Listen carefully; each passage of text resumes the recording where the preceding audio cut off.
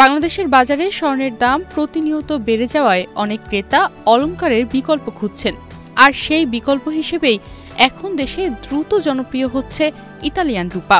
স্বর্ণের তুলনায় দাম অনেক কম হলেও এর মান, ডিজাইন এবং ফিনিশিং এমন যে অনেক ক্ষেত্রেই স্বর্ণের সঙ্গে পার্থক্য করা কঠিন হয়ে পড়ে। বিশেষ করে যখন ইতালিয়ান রূপার চেইন, ব্রেসলেট বা আংটিতে স্বর্ণের পানি বা গোল্ড প্লেট ব্যবহার করা হয়, তখন তা প্রায় স্বর্ণের মতোই উজ্জ্বল হয়ে ওঠে।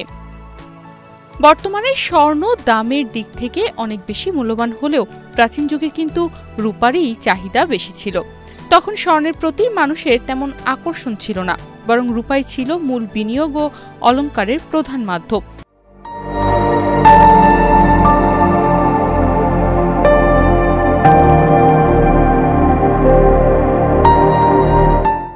সময়ের পরিবর্তনে স্বর্ণ দামের দিক থেকে শীর্ষে উঠলেও আজকের দিনে আবারও রূপা হয়ে উঠছে সাধারণ মানুষের সাধ্যের মধ্যে প্রিয় ধাতু।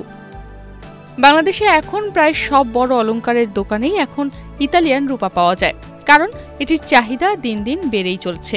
এর প্রধান কারণ হলো গুণগত মান ও আরামদায়ক ব্যবহার। সাধারণত ইতালিয়ান রূপায় থাকে 95% খাঁটি রূপা, ফলে এগুলো নরম, হালকা এবং পরে আরামদায়কও হয়। বিশেষ করে 21 ও 22 ক্যারেট ইতালিয়ান রূপা সবচেয়ে জনপ্রিয়। 21 ক্যারেট ইতালিয়ান রূপাতে প্রায় 91% রূপা থাকে। এটি বেশি শক্ত নয়, আবার খুব নরমও নয়, তাই দৈনন্দিন ব্যবহারের জন্য উপযুক্ত।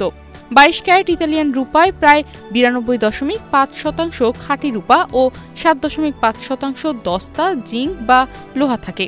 এটি বেশি নরম এবং পরে আরামদায়ক। ইটালি রূপারগুলো অ্যাভেলেবেল চলতেছে 9 to 5, সম্পূর্ণ ছিলমারা আছে, আমার সম্পূর্ণ প্রোডাক্টের ভিতরে আছে। ইটালি রূপা হলো যে চাঁদি রূপা, আর আমাদের যেটা বাংলাদেশের রূপা ওইটাও চাঁদি রূপা। মূলত ওইটা বাইরের থেকে আসে, আর এটা হলো যে আমাদের চাঁদি রূপা। দুটোটা 2 in 1, মূলত দুটোটাই চাঁদি রূপা।